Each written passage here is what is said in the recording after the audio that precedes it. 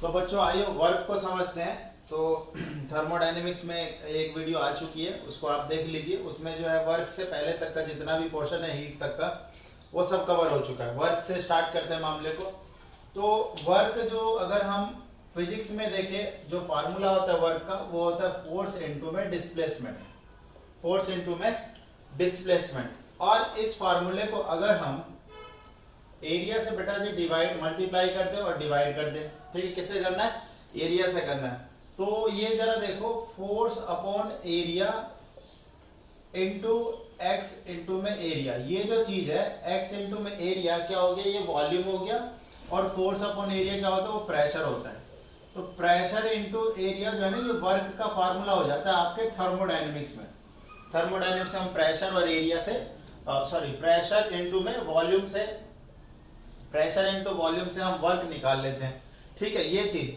अब जो चीज है, हमें एक और चीज समझनी है, वर्क का जो एक्चुअल फार्मूला क्या बनता है। एक्चुअली देखो, जैसे कि कोई सिस्टम है, ये सिस्टम है फॉर एग्जांपल इस तरीके से, इसमें कोई गैस भरी पड़ी है, ये देखिए। और अगर इसको आप ऊपर से दबाओ ना, तो आप एक तरह से क्या लगा रहे हो? इस पर एक्सटर्नल प्रेशर लगा रहे हो, ठीक है ना। आप इस सिस्टम पर काम कर रहे हो, ऊपर से इसको दबा रहे हो, इसको क्या कर रहे हो? कंप्रेस कर रहे हो। तो अब क्या होगा? ये कन्वर्ट हो जाएगा कुछ, मतलब ये जो चीज है इसको बोलते हैं पिस्टन बोलते हैं, पुल्ली बोलते हैं इसको, ठीक है। और ये पूरा का पूरा पिस्टन कहलाता है सिस्टम। तो पुल्ली क्या होगी? नीचे खिसक जाएगी, यहाँ पे आ जाएगी। फॉर एग्जांपल इसमें हुआ क्या, देखो ये जो वॉल्यूम जो था, पहले ज्यादा वॉल्यूम V1 वॉल्यूम था फॉर एग्जांपल। अब वॉल्यूम क्या हो गया? V2 हो गया ना। गैस जो है वो कंप्रेस्ड हो गई। गैस क्या हो गई? कंप्रेस्ड हो गई। तो यहाँ पे वर्क कैसे निकालेंगे कि वर्क कितना हुआ है ना? कुछ प्रेशर यहाँ पे लग रहा है, तो वर्क निकालेंगे बेटा जी P एक्सटर्नल, जो भी आप एक्सटर्नल प्रेशर इस पे लगा रहे हो, multiply by change in the volume. Change in the volume, देखो चेंज इन वॉल्यूम को हम डेल्टा V से रिप्रेजेंट करेंगे। और आप ये देखिए यहाँ पर क्या है? V1 is greater than V2 है। तो इसका मतलब अगर हम V2 माइनस V1 करेंगे, दैट इज नेगेटिव वैल्यू। अरे यार ये देखो ना, जैसे फॉर एग्जांपल पहले 50 ml था, अब क्या हो गया होगा? 40 ml हो गया होगा। थोड़ा सा तो कम हुआ है, तो चेंज क्या है? नेगेटिव आ रहा है। तो अगर यहाँ पर अगर हम इसमें डेल्टा V की वैल्यू अगर पुट कर देते हैं, तो वर्क यहाँ पे क्या निकल के आएगा? नेगेटिव निकल के आएगा। लेकिन देखो, पिछली वीडियो में मैं डिस्कस कर चुका हूँ कि अगर सिस्टम के ऊपर में काम किया जाएगा तो वर्क क्या होगा? पॉजिटिव होना चाहिए। देखो ये चीज अगर आपको याद हो, फॉर एग्जाम्पल ये सिस्टम है, सिस्टम पर अगर कुछ भी होगा, जैसे वर्क किया आपने सिस्टम पर, ये आपका सिस्टम है, आप सिस्टम पर का वर्क करते हो तो ये प्लस W होता है। सिस्टम को अगर हीट देते हो तो ये प्लस Q होता है। अगर सिस्टम के द्वारा वर्क किया जाता है तो ये माइनस W हो जाता है। और सिस्टम से अगर हीट निकलती है तो माइनस Q हो जाता है। ये साइन कन्वेंशन है। तो क्या ये साइन कन्वेंशन आ रहा है? देखो आपने सिस्टम पर वर्क किया है, लेकिन वर्क क्या आ रहा है? नेगेटिव आ रहा है। इसलिए to get the conventional sign of work, है ना, जो वर्क का एक्चुअल साइन होना चाहिए, उसको प्राप्त करने के लिए जो फार्मूला होता है ना वर्क का, उसमें हम माइनस को लगा देते पहले ही, क्योंकि इसको मल्टीप्लाई करेंगे माइनस से तो हमारा आंसर प्लस में आ जाएगा और वो चीज हमारी एक्चुअल करेक्ट आंसर आ जाएगी। अब एक चीज देखिए, यहाँ पर जो आंसर जो आएगा ना, यहाँ पर जो आंसर आएगा वो एटीएम, मतलब प्रेशर मान लो एटीएम में, तो एटीएम, और जो वॉल्यूम है लीटर में, एटीएम लीटर में आएगा। तो एटीएम लीटर में तो वर्क को आप डिनोट नहीं कर सकते, आप आंसर दोगे जूल में। आंसर किस में दोगे? जूल में। जूल में आंसर देने के लिए आपको क्या करना पड़ेगा? इसको मल्टीप्लाई करना पड़ेगा 101.3 से, ठीक है। जो भी एटीएम लीटर में जो आंसर आया, उस वैल्यू को अगर आप 101.3 से मल्टीप्लाई कर दोगे तो आपका आंसर एटीएम लीटर से किस में कन्वर्ट हो जाएगा? जूल में कन्वर्ट हो जाएगा। समझ में आ रही है? तो ये वर्क, मतलब वर्क का जो एक्चुअल जो सिग्निफिकेंस है, या फिर जो कह लो कि इसका फार्मूला कैसे आ रहा है, वो इस तरीके से आ रहा है, ठीक है यार। ठीक है, आगे बढ़ते। देखो एक चीज पढ़ाते समय कि स्टेट ऑफ फंक्शन पढ़ाया था मैंने, उसमें बताया कि state function are of two types, state function और पाथ फंक्शन, ठीक है। State of the thermodynamic function, variable को दो कैटेगरी में डिवाइड किया था, स्टेट फंक्शन, पाथ। वर्क को मैंने बताया था पाथ फंक्शन। अब पाथ है तो दो तरीके का पाथ है, एक हो गया रिवर्सिबल पाथ और एक हो गया इरिवर्सिबल पाथ। बात समझ में आ रही है? तो हमें इन दोनों चीज को समझना है। फार्मूला ये है, इसको यूज करेंगे आगे। रिवर्सिबल वर्क और इरिवर्सिबल वर्क में क्या डिफरेंस हुआ उस चीज को समझते हैं। तो जरा समझो, जैसे फॉर एग्जांपल मैं एक सिस्टम हूं, ठीक है, मुझे इधर से कोई खींच रहा है, मुझे इधर से भी कोई खींच रहा है, क्लियर। अगर जैसे इधर की तरफ जो फोर्स लगा रहा है और इधर की तरफ से जो फोर्स लगा रहा है, अगर इन दोनों के द्वारा लगाए गए फोर्स में ज्यादा डिफरेंस नहीं हुआ तो मेरी पोजीशन क्या होगी बेटा जी, मैं कभी इधर जाऊंगा और कभी ना इधर जाऊंगा, मतलब ओवरऑल कोई ज्यादा चेंज नहीं हो पाएगा। लेकिन हाँ, थोड़ा बहुत भी अगर फोर्स में फर्क हुआ तो मैं कहीं ना कहीं एक तरफ में शिफ्ट हो जाऊंगा। समझ में आ रही चीज को, मतलब इस तरीके का मोशन होगा। कभी मैं इधर की तरफ झुकूंगा अगर इधर की तरफ से फोर्स ज्यादा लगे, या कभी मैं इधर की तरफ झुकूंगा कि इधर की तरफ से ज्यादा फोर्स लगे। समझ पा रहे हो? तो लेकिन अगर एक कंपेयर करो कि इधर से मुझे एक लड़का खींच रहा है और इधर से मुझे 4 बच्चे खींच रहे हैं, 4 लड़के खींच रहे हैं सेम एज के, है ना। जैसे कि 11th क्लास के 4 बच्चे इधर से खींच रहे हैं और 11th क्लास का एक बच्चा इधर से खींच रहा है, तो ऑब्वियस सी बात है इस साइड से जो फोर्स लगेगा वो बहुत ज्यादा फोर्स लगेगा और इस साइड से जो फोर्स लगेगा कम फोर्स लगेगा। तो क्या मैं तुरंत ही इधर की तरफ शिफ्ट हो जाऊंगा, है ना, आराम से इधर की तरफ खींचा चलाऊंगा। तो मेन यहाँ पे ना अपोजिंग और ड्राइविंग फोर्स का ही है। देखो इस इधर देखो ये चीज, एक ये कोई मास है, इसको इधर से भी खींचा जा रहा है, इसको इधर से भी खींचा जा रहा है। इधर से मान लो F1 फोर्स से खींचा रहा है, इधर से F2 फोर्स से खींचा जा रहा है।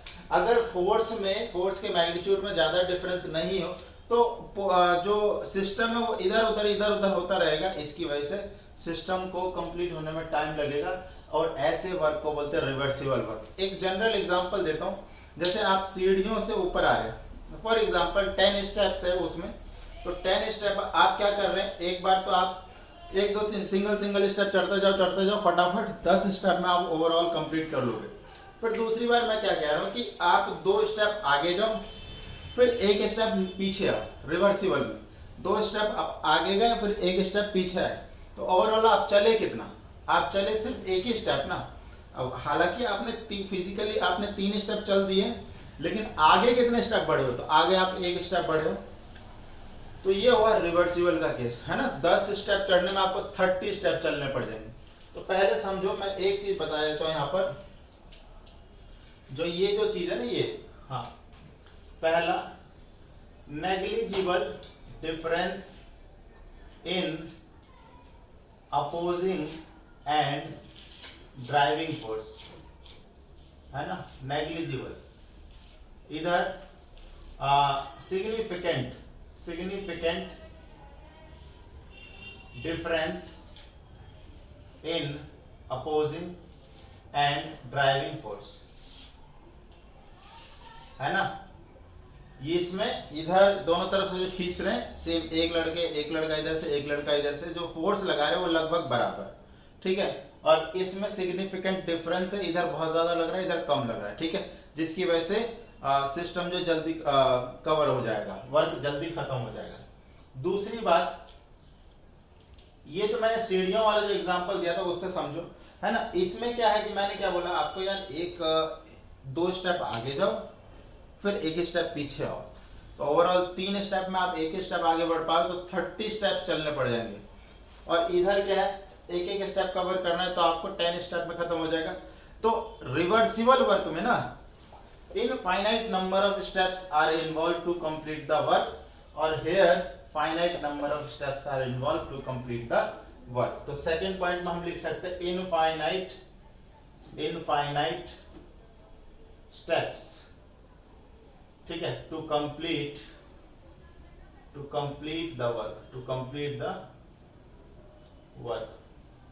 इधर हो गया finite number of steps to complete the work, ठीक है। तीसरी चीज,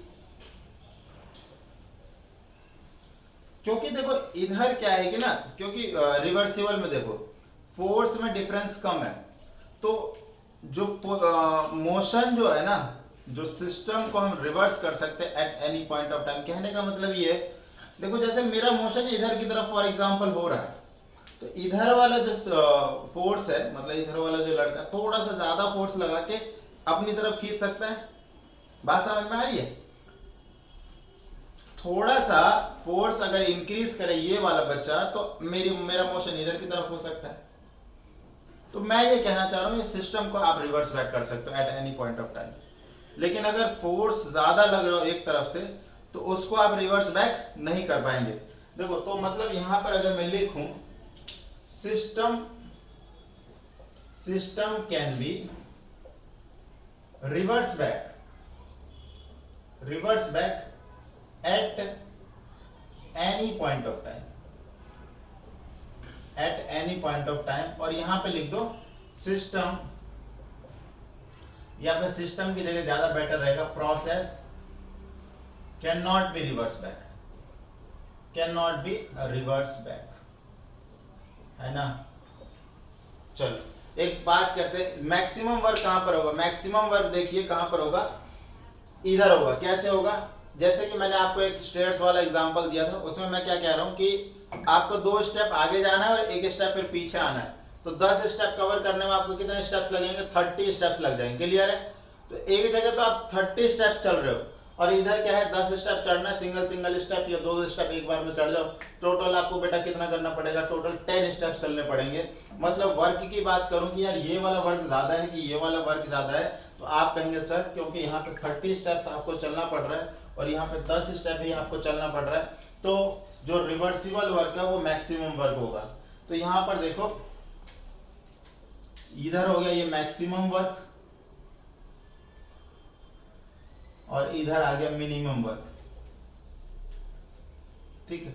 अच्छा ये देखो क्योंकि ये जो रिवर्सिबल वर्क है इनफाइनाइट स्टेप्स लग रहा है कंप्लीट होने में, तो आप यहां पर इंटीग्रेशन को अप्लाई कर सकते हैं वर्क निकालने में। तो यहां पे लिखेंगे इंटीग्रेशन इज पॉसिबल, है ना, इंटीग्रेशन इज पॉसिबल।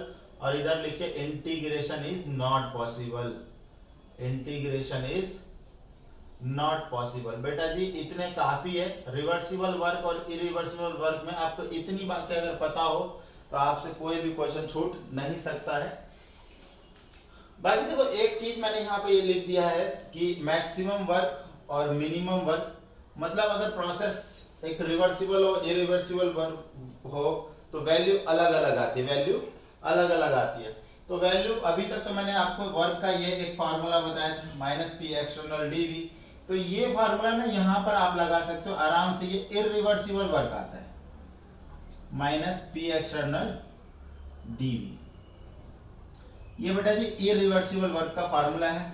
और यहाँ पर क्या होता है, हमें इंटीग्रेशन वगैरह अप्लाई करके फाइनली एक डेरिवेशन है छोटा सा और वहां से वर्क का फार्मूला आता है, लेकिन वो चीज हमें करने की जरूरत नहीं है क्योंकि उसका काम नहीं है। आप डायरेक्ट आपको फार्मूला याद करना है और फार्मूले पे बेस्ट क्वेश्चन आएगा। तो ये जरा देखिए फार्मूला क्या हो जाता है इसका। देखो रिवर्सिबल वर्क का जो फार्मूला होता है ना -2.303 nRT log V2/V1, ये एक फार्मूला होता है। और या फिर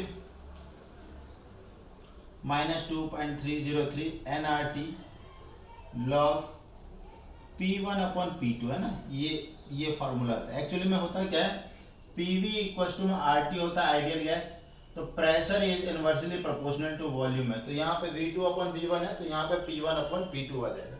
बाकी यहाँ पर देखा जाए n क्या है, तो n बेटा जी नंबर ऑफ मोल्स होता है, नंबर ऑफ मोल्स को कहते हैं। R क्या है, R है gas constant, universal gas constant. ठीक है। अब यहाँ पे वैल्यू कौन सी लेनी होती है, तो यहाँ पर आप वैल्यू ले लो जूल वाली, यहाँ पर आप वैल्यू ले लोगे 8.314 जूल पर केल्विन पर मोल। बाकी T से टेम्परेचर गिवन होगा, V से वॉल्यूम आपको गिवन होगा, P से प्रेशर आपको गिवन होगा। व्हाटएवर चीजें आपको गिवन होगी और वैल्यू पुट करना, आप इस तरीके से वर्क निकाल लोगे। क्वेश्चन में बोला हुआ होता है कि ये रिवर्सिबल है कि इरिवर्सिबल। ठीक है। तो वर्क में ये चीजें होगी, हमने रिवर्सिबल वर्क निकाल लिया, हमने इरिवर्सिबल वर्क निकाल लिया। अब बात करने वाले work done in free expansion. तो ये देखो, ये जरा फ्री एक्सपेंशन का देखते हैं, फ्री एक्सपेंशन में क्या वर्क रहेगा। फ्री एक्सपेंशन तो जरा ध्यान से देखो, फ्री एक्सपेंशन क्या है, जैसे आपको छत पर से धक्का देते या फिर कोई चीज फ्री फॉल कर रही है उस समय, तो फ्री फॉल में फ्री फॉल में हमारे शरीर पे कोई प्रेशर नहीं लग रहा होता है। फ्री एक्सपेंशन तभी हो सकता है जैसे कि एकदम से बूम ऐसे फट जाए कोई चीज, तो ये तभी पॉसिबल है जब प्रेशर का जो डिफरेंस है ना बहुत ज्यादा हो जाए। तो मतलब यहाँ पर जो P एक्सटर्नल रहने वाला है वो है 0।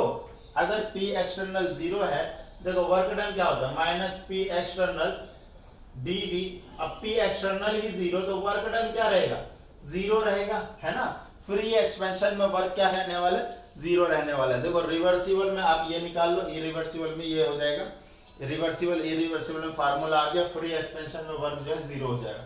एक और चीज मैं बता देता हूँ, देखो मेनली हमारे जो सिलेबस में है ना, वैसे तो 4 टाइप के प्रोसेस होते हैं, तो प्रोसेस 2 ही टाइप के होते हैं हमारे सिलेबस के अनुसार। एक होता है आइसोथर्मल प्रोसेस, है ना, हमारे सिलेबस के अकॉर्डिंग बात कर रहा हूं, और एक होता है एडियाबैटिक प्रोसेस। बेटा ये 2 टाइप के प्रोसेस है, एडियाबैटिक प्रोसेस और आइसोथर्मल प्रोसेस। एक्चुअली में देखो आइसोथर्मल प्रोसेस जैसा इसका नाम है ना, आइसो, आइसो मतलब सेम और थर्मल मतलब टेम्परेचर, टेम्परेचर सेम रहेगा थ्रू आउट द प्रोसेस। तो हम बात करें तो आइसोथर्मल में आपका क्या होगा, डेल्टा टी इक्वल टू में 0, डेल्टा टी इक्वल टू में 0। तो देखिए यहाँ पे लिख देंगे आप delta T is equal to में 0, डेल्टा टी इक्वल टू 0, और यहाँ पर Q इक्वल टू 0। तो हम हमसे ना वर्क वगैरह पूछ लेता है, हीट पूछ लेगा, इस तरीके से प्रोसेस का नाम दे देगा isothermal, reversible, adiabatic, reversible, irreversible, इस तरीके से, और आपसे क्वेश्चन पूछेगा। तो कंडीशन के हिसाब से कुछ चीजें फिक्स हो जाती है। तो आइसोथर्मल में जैसे डेल्टा टी 0 हो गया, तो आपसे जैसे वर्क पूछ दे और वर्क यहाँ पर पूछ दे तो कोई दिक्कत, देखो वर्क के अलावा देखो और भी चीजें जैसे पूछ दे, और भी क्या चीजें हैं, देखो आप लोगों को मैंने बहुत सारी चीजें पढ़ा दी अभी तक में। जैसे कि देखो इस चैप्टर में तो जो चीजें आई है, एक तो इंटरनल एनर्जी चेंज आया, एंथैल्पी चेंज आ गया, और आपका वर्क आ गया, और आपका हीट आ गया, मेनली यही आ गया अभी तक में। तो देखो इसका जो formula delta U delta H NCV dt और एनसीपी dt इस तरीके से बताया था। तो इस केस में आइसोथर्मल में डेल्टा यू आपका 0 रहेगा, डेल्टा एच आपका 0 रहेगा, क्योंकि इनके फार्मूले में dt होता है, और dt 0 तो ये चीज 0। और मैंने आपको एक फर्स्ट लॉ पढ़ाया है, फर्स्ट लॉ में ये कहता है कि delta U equal to Q plus W. अब क्योंकि ये चीज तो 0 है तो q equal to minus W, ठीक है, तो q equal to minus W. अब चीजें डिपेंड करती है कि प्रोसेस रिवर्सिबल है कि इरिवर्सिबल। आइसोथर्मल तो है, आइसोथर्मल में रिवर्सिबल है कि इरिवर्सिबल। हीट पूछेगा तो वर्क निकाल लो, वर्क को नेगेटिव टाइम्स कर लो तो हीट निकल के आ जाएगा। रिवर्सिबल है तो ये फार्मूला लगा देना, इरिवर्सिबल है तो ये वाला फार्मूला लगा देना, और टनाटन चीजें निकल के आ जाएगी। आगे बढ़ते, एडियाबैटिक बोल दिया, एडियाबैटिक बोल दिया तो बेटा जी डेल्टा यू डेल्टा एच 0 तो नहीं होगा, कुछ ना कुछ इसकी वैल्यू रहेगी। बाकी देखो internal energy delta U equal to Q plus W होता है। अब ये वैल्यू तो आपकी 0 हो गई, तो डेल्टा यू इक्वल टू में डब्ल्यू, डेल्टा यू निकल जाएगा, और डेल्टा यू और डेल्टा एच के बीच में एक रिलेशन मैंने पढ़ा ही दिया था, delta H equal to delta U plus delta N G R T. तो यहाँ से और भी वैल्यू डाल के डेल्टा एच भी निकल जाएगा। डेल्टा यू निकालने के लिए आप वो देखेंगे कि प्रोसेस रिवर्सिबल है कि इरिवर्सिबल है। रिवर्सिबल है तो आप ये वाला फार्मूला, इरिवर्सिबल है तो आप ये फार्मूला लगाएंगे, और ओवरऑल वर्क हमारा यहाँ पे खत्म होता है। ठीक है, सारी चीजें मैंने वर्क की खत्म कर दी है। ठीक है, जो भी प्रोसेस है, जैसा भी प्रोसेस है, मेनली जो डायनेमिक्स वाला पोर्शन है वो खत्म होता है। अब मैं आगे बढ़ता हूँ, फिर जो आपका थर्मोकेमिस्ट्री वाला पोर्शन है उसको स्टार्ट करते हैं। तो बेटा जी थर्मोकेमिस्ट्री स्टार्ट करते हैं। थर्मोकेमिस्ट्री में सबसे पहले देखो होता है कि जैसे कोई रिएक्शन होता है, reaction for example A plus 2B equal to में C, ये एक रिएक्शन मैंने ले लिया। अब ये जो रिएक्शन होती है ना, इसमें हमें पढ़ना क्या थर्मोकेमिस्ट्री में, इस रिएक्शन में जो एनर्जी का चेंज हुआ है ना, कुछ एनर्जी या तो निकली होगी या कुछ एनर्जी एब्जॉर्ब हुई होगी, तो मेनली हमें इस चीज को सबसे पहले पढ़ना है। जो देखो enthalpy change at constant pressure, enthalpy क्यों बोल रहे हैं, एनर्जी क्यों नहीं बोल रहे हैं, तो एंथैल्पी इसलिए बोल रहे हैं क्योंकि everything at a constant pressure that is 1 atmosphere. और एनर्जी का चेंज अगर आप कांस्टेंट प्रेशर पे पढ़ते हो तो उसको आप बोलते हो एंथैल्पी चेंज। बात समझ में आ गई? चलिए, तो मेनली हम इसका क्या पढ़ रहे हैं, what is the energy change during the reaction, that means enthalpy of reaction हम लोग पढ़ रहे हैं। तो पहला जो इसका जो टॉपिक रहने वाला वो है enthalpy, enthalpy of reaction, enthalpy of reaction कैसे निकलेगा? दो तरीके से निकाला जाता है बेटा जी, in terms of formation, in terms of formation of reactant and product, reactant and product, और in terms of bond energy of reactant and product, in terms of bond energy of reactant and product। तो देखो इसको represent करते हैं हम लोग ऐसे, delta R H, ये इसका सिंबल होता है। दोनों फार्मूले लिख देता हूं मैं। इन टर्म्स ऑफ फॉर्मेशन क्या होता है, देखिए enthalpy of reaction is equal to sum of, ये सम को रिप्रेजेंट करता है इस तरीके से, ई जैसी जो दिखने वाली चीज है। यहां पे लिखेंगे sum of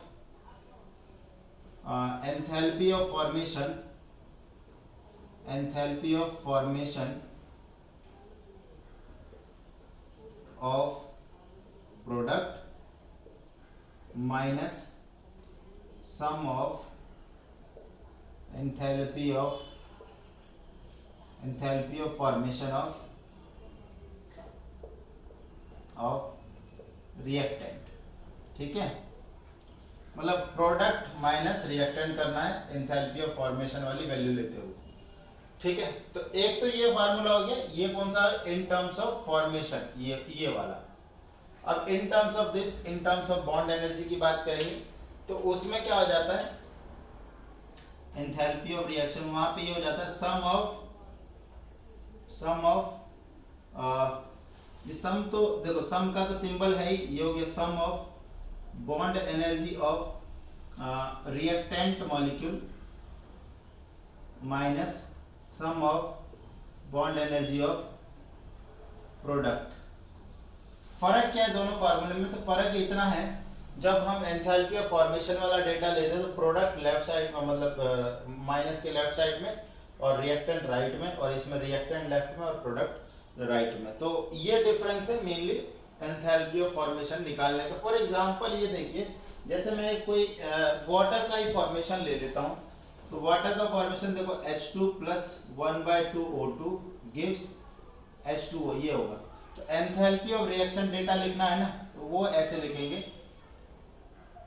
some of enthalpy of formation of water, है ना, वाटर प्रोडक्ट साइड में हो गया, minus enthalpy of formation of hydrogen minus ये plus 1/2 enthalpy of formation of O2, ये हो गया हमारा। देखता हूँ आपको दिख रहा है कि नहीं दिख रहा है, आपको नहीं दिख रहा था अच्छे से, ये देखिए। ठीक है, इसको नोट कर लीजिए आप, और ये हमारा ऊपर में टॉपिक लिखा हुआ है। ठीक है, होपफुली ये आप जो है स्क्रीनशॉट ले लीजिए एंड आगे की कार्रवाई करते हैं। तो बेटा जी देखो, ये हो गया एंथैल्पी ऑफ रिएक्शन। क्या था ये?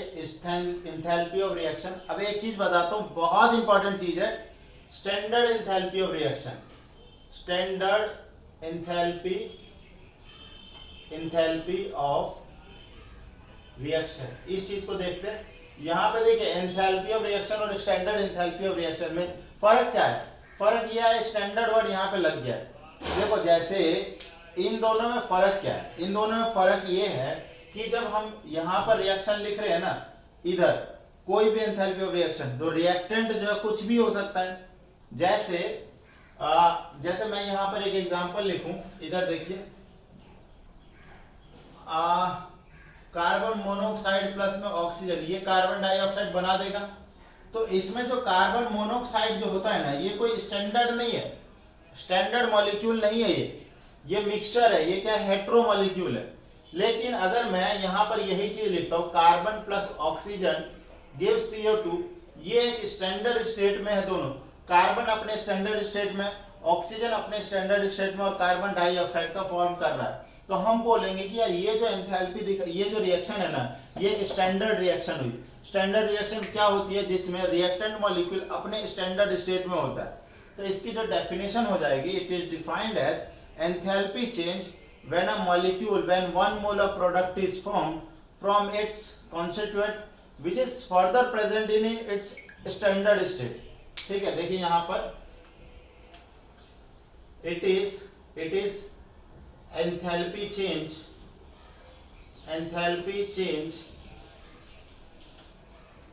for 1 mole of product from its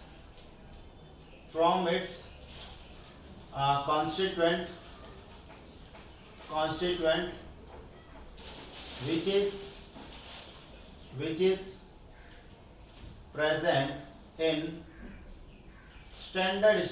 present in standard state, ठीक है। एग्जाम्पल के तौर पे यही जो C+O2 gives CO2, ठीक है। तो ये हो गया, ये एक रिएक्शन है। तो ये क्या इसमें देखो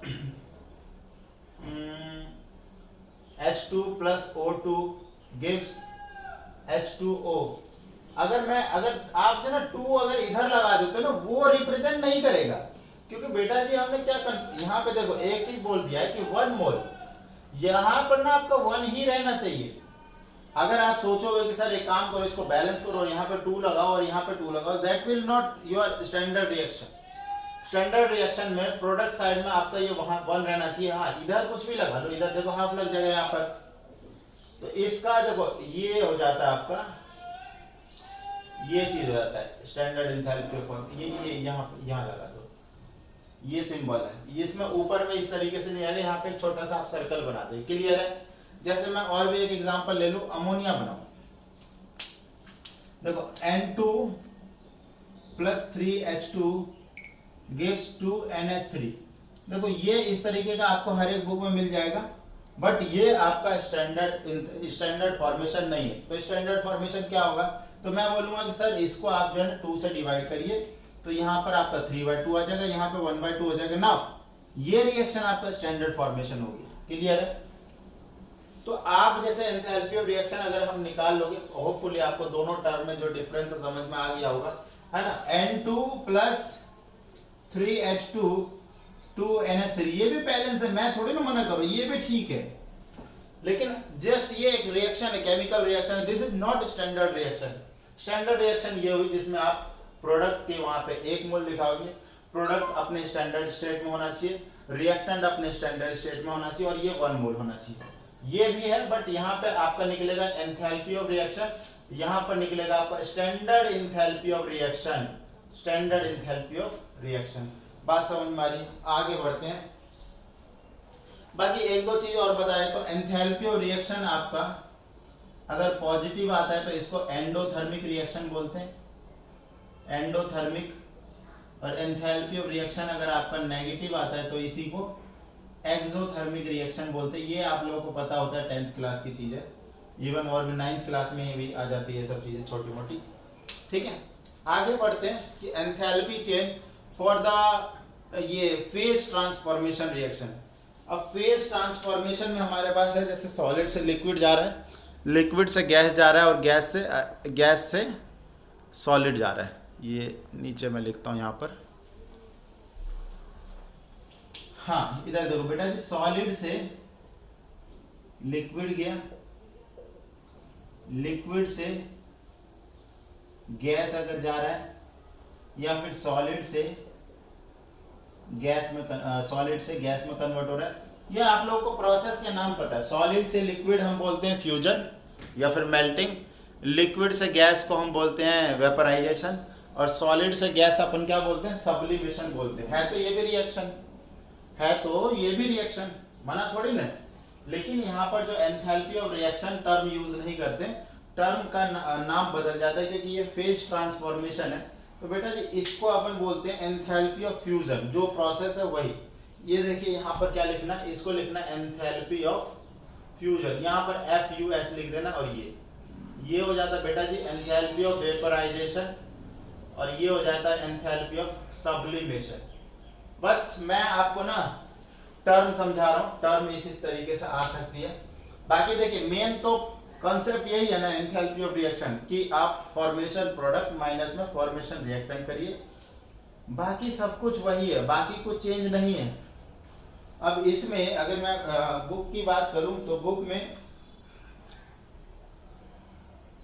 enthalpy change during phase transformation के बाद आपका जो टॉपिक है स्टैंडर्ड मोलर एंथैल्पी, एक टेबल दी गई है आपको ये अगर आप टेबल देखोगे, मैं एक बार स्क्रीन पे शो कर देता हूँ, मेरे पास उतना इंस्ट्रूमेंट तो है नहीं, तो वो देखिए मैं इसी में आपको समझाता हूँ। ये वैल्यू देखिए यहाँ पर जो सेकंड वाला जो कॉलम है ना, कार्बन ब्रोमीन के सामने 0 लिखा हुआ है, Br2 के सामने 0 लिखा है, कार्बन ग्रेफाइट के सामने 0 लिखा है, नीचे देखिए Cl2 के साथ 0 लिखा है, H2 के पास 0 लिखा है, और देखिए बाकी किसी के आगे 0 नहीं लिखा है। तो मैं इस 0 का मतलब समझा देता हूँ, ये आपको एनसीईआरटी में दिख जाएगा है ना, आप ज़रा वहाँ से इस टेबल को एक बार देखो। अब मैं बस ये समझाता हूँ ये है क्या, है ना। इसका जो टाइटल है इस टॉपिक का, standard molar enthalpy of selected substance, तो हमारा टॉपिक रहने वाला ये। ओके, कोऑपरेट करिए यार, चैनल को ज़रा सब्सक्राइब करो और शेयर करो वीडियो को, सो दैट थोड़ा सा और भी मज़ा आए वीडियो बनाने में, व्यूज़ आए। हाँ देखिए यहाँ पर क्या टॉपिक है, molar standard molar enthalpy of some substance. अब होता क्या, ये आपको ना याद रहना चाहिए इसलिए लिखवा रहा हूं, नहीं तो मैं बोल दूंगा कि यार टेबल से देख लो। ये 0 कब लेना है, 0 बेटा देखो एटम इन एटम और होमोमॉलिक्यूल in their स्टैंडर्ड स्टेट, है ना, इक्वल टू 0। अगर एटम या मॉलिक्यूल अपने स्टैंडर्ड स्टेट में हुए, एटम या मॉलिक्यूल अपने स्टैंडर्ड स्टेट में हुए, तो ये पहले टॉपिक देख लो, स्टैंडर्ड मोलर एंथैल्पी ऑफ सब सब्सटेंस। हाँ मैं क्या कह रहा हूँ, एटम या मॉलिक्यूल अपने स्टैंडर्ड स्टेट में हुए तो वैल्यू 0 लेनी है। तो जैसे देखो F2 gas, Cl2 gas, Br2 liquid, I2 solid, ये इनके स्टैंडर्ड स्टेट है। अगर रिएक्शन में इस फॉर्मेट में है तो वैल्यू लेनी है 0, है ना। जैसे N2 gas, O2 gas, carbon graphite, है ना, ये वैल्यू लेनी है 0। अगर यूं बोल देना कि Br2 लिक्विड ना होके फॉर एग्जांपल बोलते सॉलिड है, तो बेटा नॉट इक्वल टू 0 होगा। ये स्टैंडर्ड स्टेट ये कन्वर्ट करना पड़ेगा इस स्टेट में। समझ में आ रही चीजें थोड़ी बहुत, होपफुली आपको समझ में आ रही। जैसे सोडियम है, सोडियम सॉलिड, मैग्नीशियम सॉलिड, तो वैल्यू 0 लो आप, क्योंकि ये अपने स्टैंडर्ड स्टेट में ही है। तो अगर रिएक्शन में जो स्टैंडर्ड स्टेट में हो तो उसकी वैल्यू 0 होती है, आपको गिवन नहीं होगा। तो ऑब्वियसली देखो H2 0 लेना है, O2 0 लेना है ना। ये देखिए N2 0 लेना है, H2 0, ये यहाँ पर मोनोऑक्साइड वाला कहाँ है, देखिए carbon monoxide not equal to 0, not equal to 0, है ना। ये देखो CO नॉट इक्वल टू 0 होगा। ये स्टैंडर्ड स्टेट नहीं है, ना ही ये होमोमॉलिक्यूल है। होमोमॉलिक्यूल मतलब दोनों एटम सेम सेम होने चाहिए, क्लियर है। तो ये भी आपका खत्म होता है ये टॉपिक। अब देखिए अगर मैं बुक में आऊंगा तो मेरे पास अब जो टॉपिक निकल के आते हैं ना, स्टैंडर्ड एंथैल्पी ऑफ फॉर्मेशन मैंने बता ही दिया, स्टैंडर्ड एंथैल्पी ऑफ फॉर्मेशन। चलो एक बार फिर से बता देता हूँ क्योंकि टॉपिक थोड़ा अलग तरीके से, मतलब मीनिंग क्या हुई स्टैंडर्ड एंथैल्पी ऑफ फॉर्मेशन की। तो मीनिंग बेटा जी ऐसे है कि जैसे कोई मॉलिक्यूल बनाना है, फॉर एग्जांपल वाटर ही बनाना है, तो स्टैंडर्ड इंथैल्पी ऑफ फॉर्मेशन का मतलब है वाटर को इसके कॉन्स्टिट्यूएंट से बनाओ जो कि खुद भी अपने स्टैंडर्ड स्टेट में हो और वाटर भी अपने स्टैंडर्ड स्टेट में बनना चाहिए। मेनली मैंने आपको ये जो चीज पढ़ाई ना, स्टैंडर्ड इंथैल्पी ऑफ रिएक्शन, तो स्टैंडर्ड इंथैल्पी ऑफ रिएक्शन की जगह ये फॉर्मेशन कर दो यहां पर। यार एक चीज बताओ कि जो इंथैल्पी ऑफ रिएक्शन है, यार रिएक्शन में भी तो कुछ ना कुछ बन ही रहा होगा, है ना? तो स्टैंडर्ड इंथैल्पी ऑफ रिएक्शन बोलो या स्टैंडर्ड इंथैल्पी ऑफ फॉर्मेशन, बेकार में एनसीईआरटी में दो अलग अलग टॉपिक दिया हुआ है, एक ही चीज में समझा सकते थे। तो देखो जरा मैं क्या कह रहा हूं, इसकी मीनिंग समझो।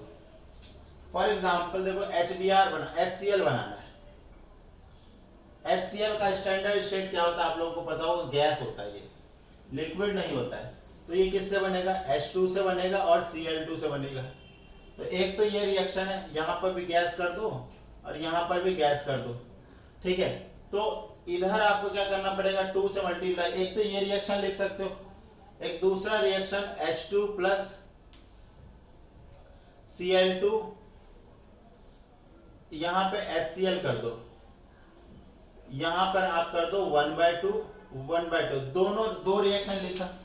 अब दोनों रिएक्शन गलत है क्या? कोई भी रिएक्शन गलत नहीं है, दोनों रिएक्शन ठीक है। बट अगर पूछा जाए कि इन दोनों में से स्टैंडर्ड इंथैल्पी ऑफ फॉर्मेशन को कौन सा रिप्रेजेंट कर रहा है, या फिर स्टैंडर्ड इंथैल्पी ऑफ रिएक्शन को कौन रिप्रेजेंट कर रहा है, किसी का फॉर्मेशन होगा।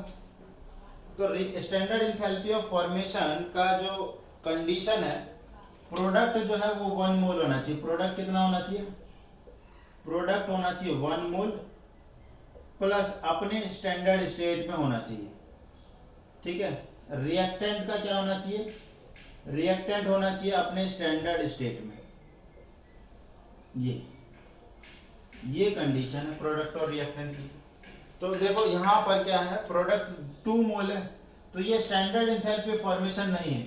यहाँ पे 1 मोल है तो एक कंडीशन सेटिस्फाई, HCl गैस होता है तो गैस है, ये भी सेटिस्फाई।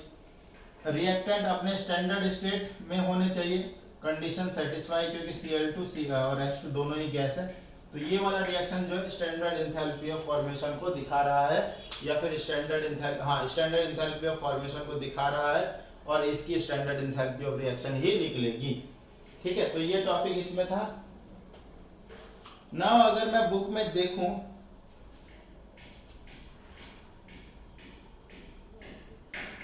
इसके बाद एक टॉपिक है हैश लॉ। अब हैश लॉ को स्टार्ट करते हैं, चलिए अब स्टार्ट करते हैं। Hash law of constant heat summation. देखो इसमें क्या होता है कि इसमें ये बोलता है कि जैसे ना कोई रिएक्शन को अगर आप एक स्टेप में कंप्लीट करें या फिर 3 स्टेप में कंप्लीट करें, तो उसमें जो एंथैल्पी का चेंज है, एनर्जी का चेंज है, वो इक्वली रहता है। For example carbon plus oxygen, carbon monoxide बन जाए पहले, और उसके बाद कार्बन मोनोऑक्साइड से कार्बन फिर से ऑक्सीजन के साथ में कंबाइन करके कार्बन डाइऑक्साइड बने। ओवरऑल हुआ तो यही है ना कि carbon plus oxygen carbon dioxide बना, हुआ तो यही है। तो हम बोलेंगे कि अगर यहाँ पर एंथैल्पी चेंज डेल्टा H1 है, यहाँ पे डेल्टा H2 है एंथैल्पी चेंज, और यहाँ पे मान लो एंथैल्पी चेंज डेल्टा H है, तो hash law of constant heat summation में यही होता है कि जो ओवरऑल एंथैल्पी चेंज होता है वो सम होता है, एल्जेब्रिक सम होता है, वो इंडिविजुअल स्टेप्स में जो एनर्जी का चेंज हुआ, ये चीज। तो delta H equals to delta H1 plus delta H2, ये चीज होगी हमारे पास Hess law of constant heat summation. अगर हम क्वेश्चन ले इसका,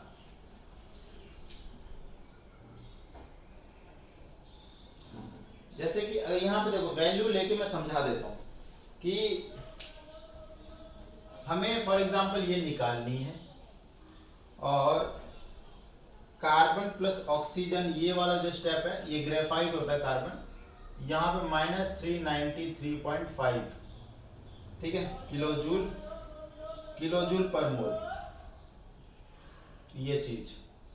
और यहाँ पे ये वैल्यू दे दी आपको, फॉर एग्जांपल CO प्लस में हाफ O2 CO2 -283 किलोजूल पर मोल।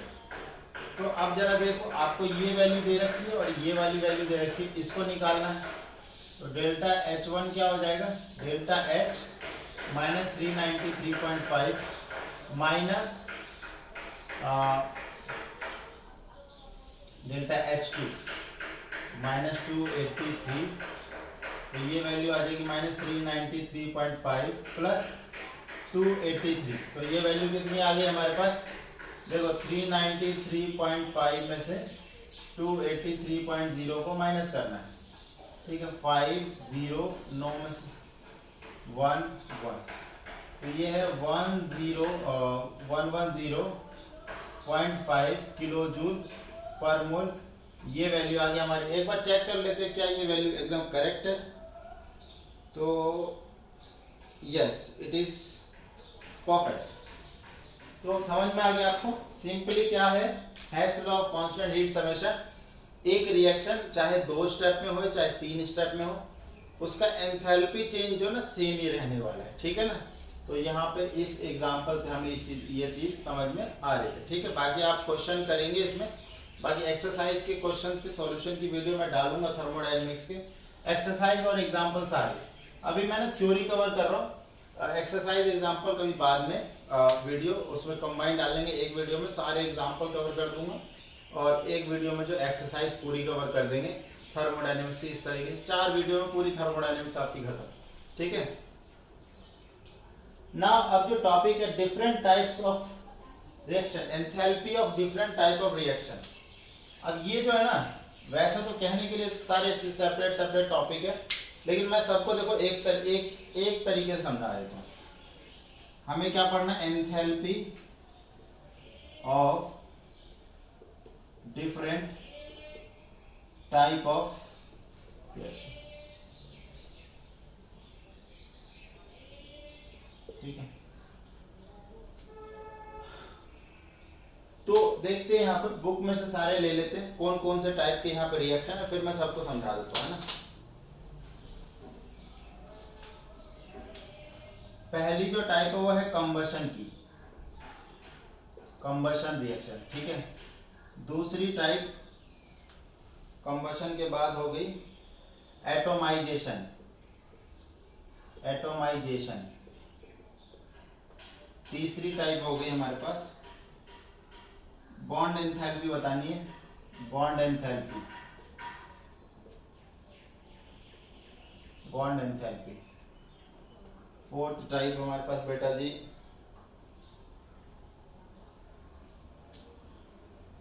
उसके बाद चलो लैटिस एंथैल्पी, तो ये अलग से ही बताना पड़ेगा, इसको बाद में अलग से बता देंगे लास्ट में।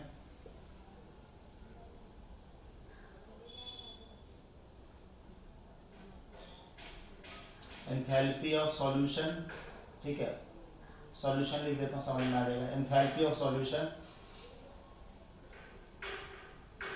Enthalpy of dilution, enthalpy of solution, enthalpy of dilution,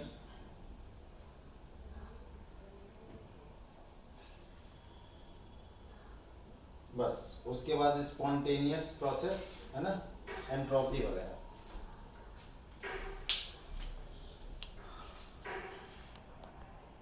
ये देखिए, चलिए स्टार्ट करते हैं।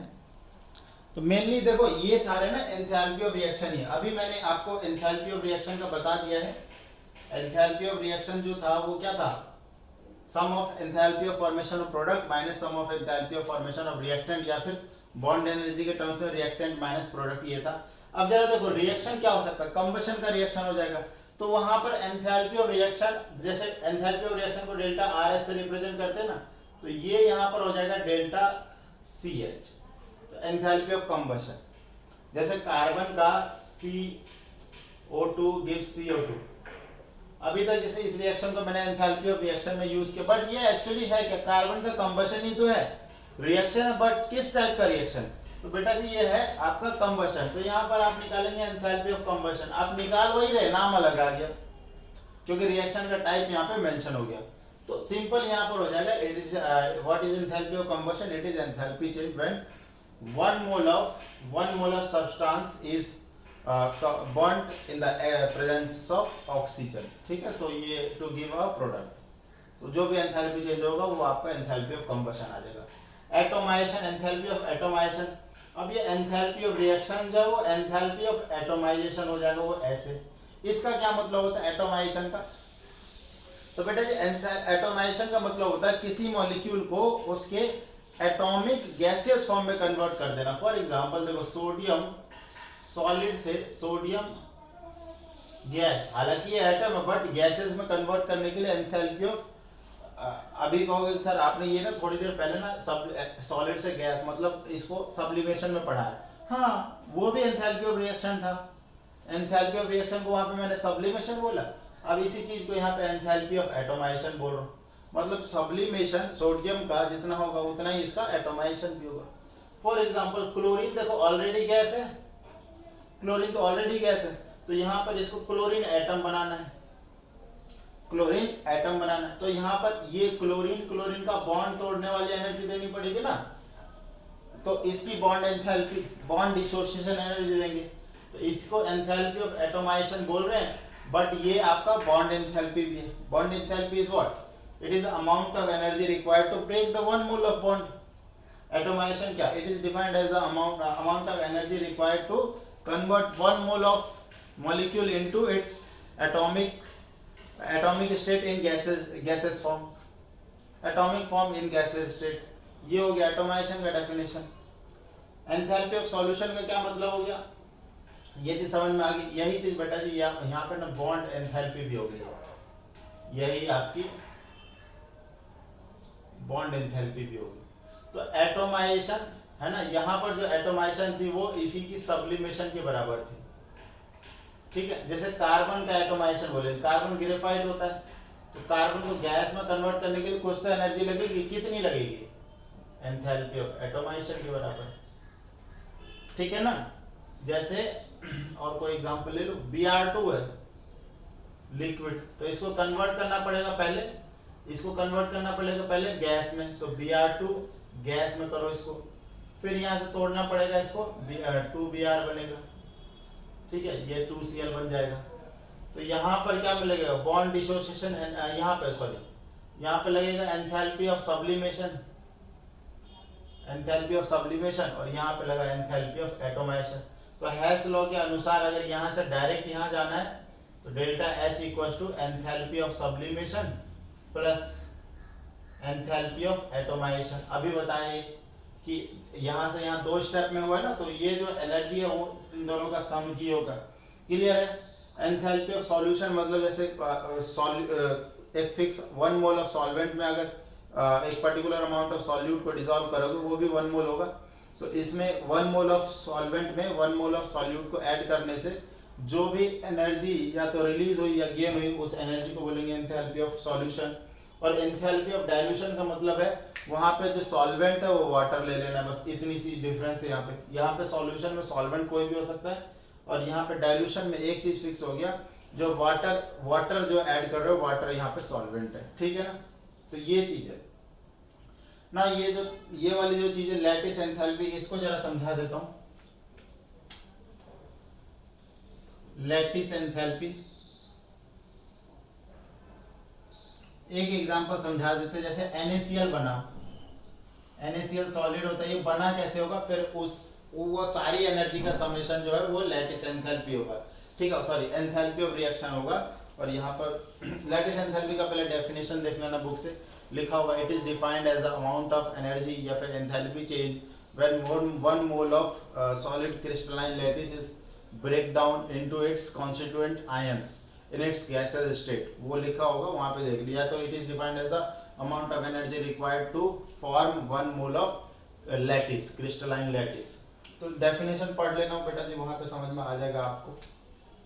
ये बना है सोडियम से प्लस Cl2 से, है ना, और यहाँ पर जो आप फाइनली इधर लिख दो एंथैल्पी ऑफ रिएक्शन, ठीक है।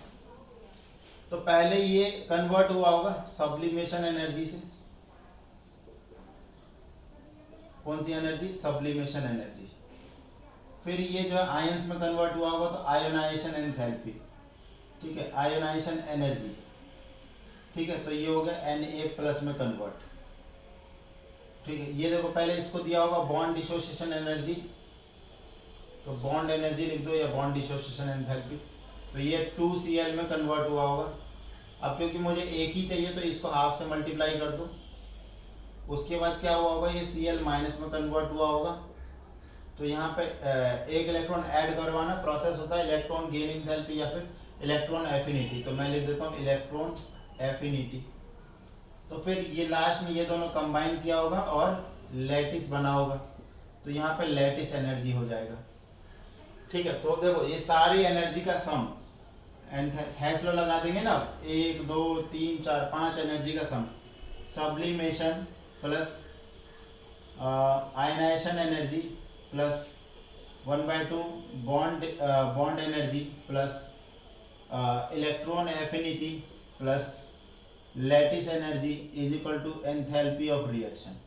तो ये है हमारा लैटिस एनर्जी वाला टॉपिक, जिसमें क्या होता है कि बहुत सारी एनर्जी को सम करते हैं और फाइनली जो है ये वाला जो एक्सप्रेशन है सबसे नीचे दिख रहा है आपको, ये निकल के आता है। आपको ना सारी वैल्यू दे रखी होती है, आपको बस ये फार्मूला लर्न करना है एक तरह से, या फिर इस प्रोसेस को समझना है, और इसमें सारी वैल्यू आपको दे रखी होती है और फाइनली आंसर आपको निकाल देना होता है। क्लियर है, ये सारे के सारे प्रोसेस समझ में आ गए, लैटिस एंथैल्पी ये सारी चीज़ें होगी। अब जो आपकी बुक में है स्पॉन्टेनिटी को मैं स्टार्ट करता हूँ, 1-2 टॉपिक और रह गए फिर ये चैप्टर आपका ख़त्म हो जाएगा।